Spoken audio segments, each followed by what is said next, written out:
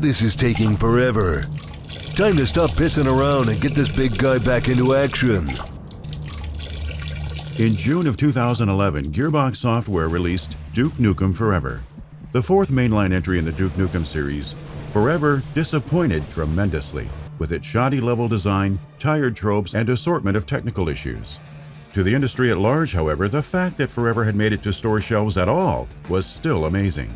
What had once been one of the industry's most infamous cases of vaporware had finally managed to see the light of day. And over the course of the next 10 years, many more cases of vaporware would follow suit. Fumito Ueda's The Last Guardian would emerge from obscurity and be re-unveiled as a PlayStation 4 game. Final Fantasy Versus 13 would be reworked into Final Fantasy 15. Even Shenmue 3, which fans had long given up as a pipe dream, would manage to find its way onto store shelves after a successful Kickstarter campaign. Yet amidst all of this, a little-known first-person shooter by the name of HalfLife 2 Episode 3 would continue to remain elusive. A consistent stream of rumors, leaks, and even teases from Valve proper suggested that the company still had every intention of returning to its landmark science fiction series in some fashion, with a decent number of sources suggesting that it might even jump into the realm of virtual reality. But there was no timeline of when this return would happen, and no reason to believe Valve would put its money where its mouth was. While the company continued to support the likes of Counter-Strike Global Offensive and Dota 2 with new content, and make the odd VR experiment here and there, it seemed, at least from the outside, as if the company had become consumed by its passion for creating hardware and no longer cared about game development. This is the revival of Half-Life.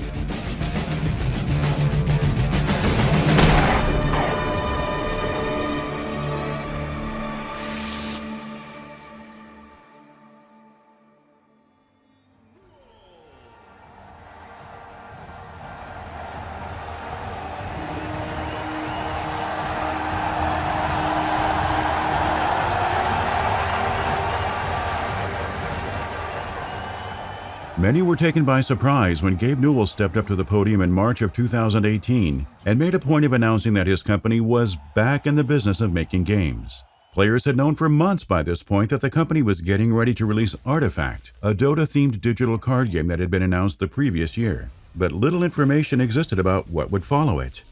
Newell had previously confirmed at a media roundtable in 2017 that the company was working on 3 substantive VR titles, and had been forthcoming many times before about his love for the platform.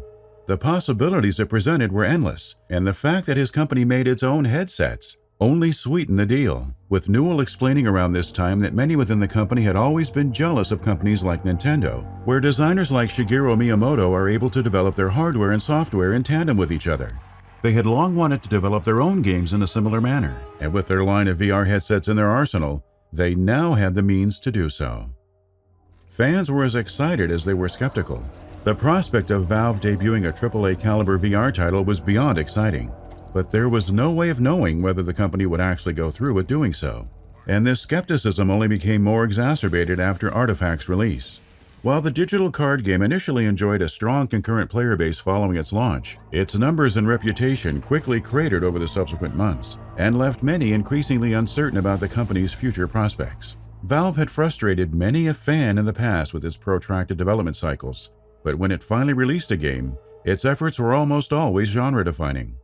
And Artifact, for all its strengths, was hardly genre-defining. Valve needed to make a masterstroke to recapture its goodwill, and in November of 2019, it did so with the announcement of HalfLife Alex. Alex? Alex! I'm here.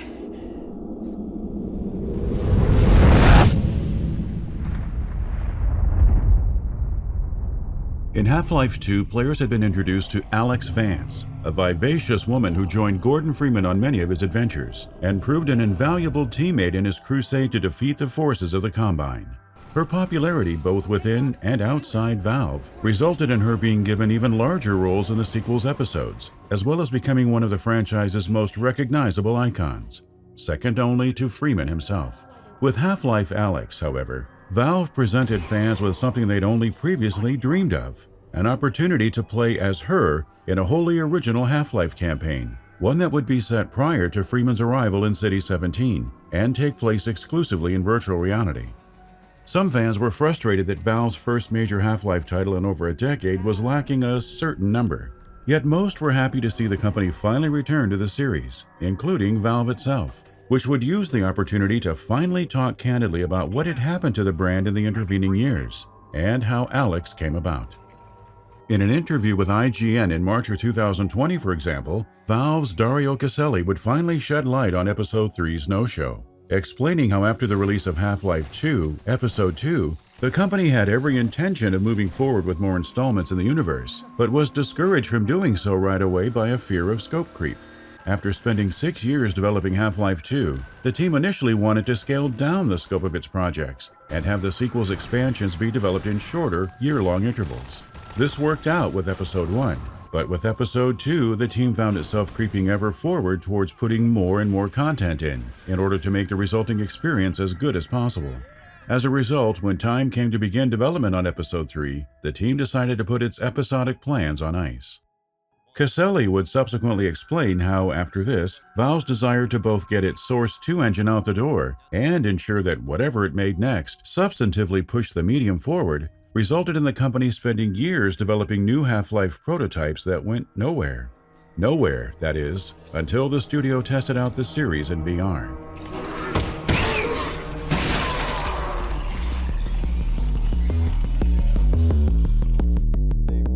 In a roundtable discussion with Jeff Keighley, published shortly after Alex's announcement, the team explained how after the release of the HTC Vive headset in 2016, they found themselves wondering, like many other early adopters of VR, when the platform would be receiving its first big substantive experience, and quickly realized that no other studio was better equipped to deliver such a title. When they sat down and scoped out what kind of gameplay such a title could feature, however, it became obvious they would carefully have to choose what property they were going to work with. A Portal VR game, for example, sounded exciting in theory, but in practice would likely be vomit-inducing. A Half-Life VR game, on the other hand, seemed like it would only be enhanced by the platform. Critical aspects of this series, like its sprawling vistas, environmental art, puzzle solving, and immersive approach to storytelling, already worked great on a flat monitor, but they seemed like they would be even more at home behind the lenses of a headset. Thus, the team threw together a mix of Half-Life and Counter-Strike assets into a virtual environment, and from practically the get-go, it was obvious that they had tapped into something with considerable potential. Even without much in the way of polish or story, playtesters were spending a massive amount of time combing through the world around them, exploring it with boundless fascination. There wasn't a shadow of a doubt. After years of false starts, they finally found a prototype worthy of building out into a new Half-Life game.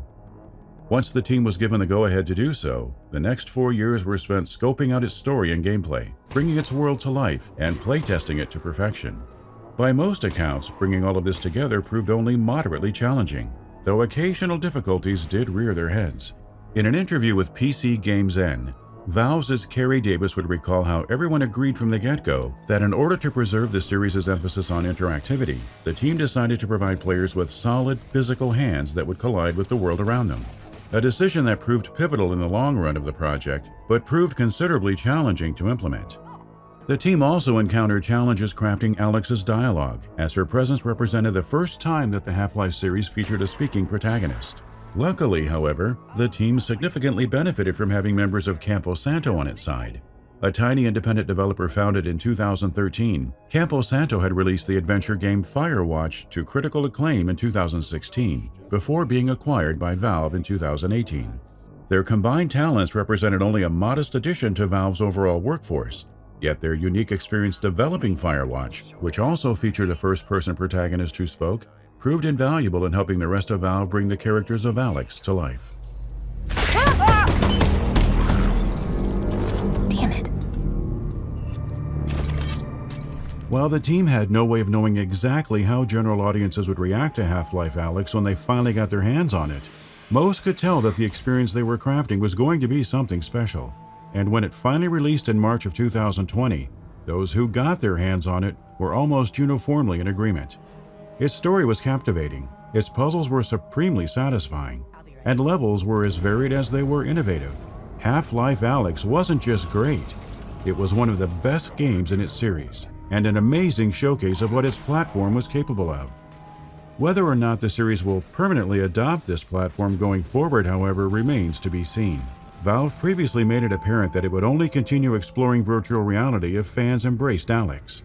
But the company also has made it apparent that it will only continue making Half-Life games if its staff feel like they can continue to push the medium forward and utterly bedazzle audiences. And if they were to find a way to bedazzle once more on old-fashioned computer monitors, the series could very well return to its platform of origin. Only one thing is certain. Half-Life is back, and its future, no matter what shape it may take or what number it'll tack on, is incredibly bright.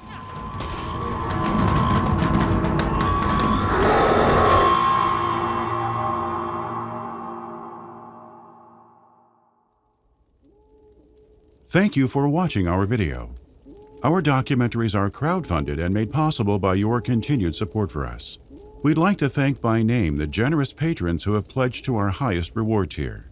Amethyst Bratz, Caleb Shishkevich, Darirab Sigurdsson, EmuMovies.com, Jefferson Dos Santos Oliveira, Maktoum Saeed Al Maktoum, Matt Allen, Milkshake, Nick, Timur Turisbekov, Viper N95. If you enjoy our content, please consider subscribing to our channel and joining us on Patreon. Thank you.